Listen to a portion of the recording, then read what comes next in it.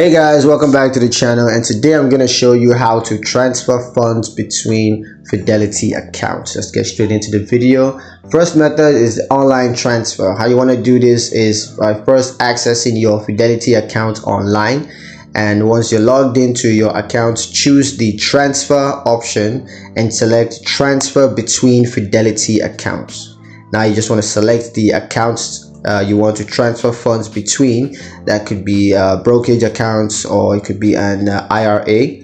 Now just enter the amount you want to transfer, and lastly review the transfer details and confirm that you want to get that done.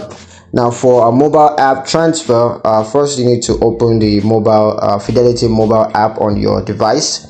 And once you're logged into your account, choose the transfer option and select transfer between Fidelity accounts, and then just follow the same steps as I've given you guys before to complete that process. Now for a phone transfer, what you want to do here is to call Fidelity's customer service, and the number is right there on the screen to speak to a representative.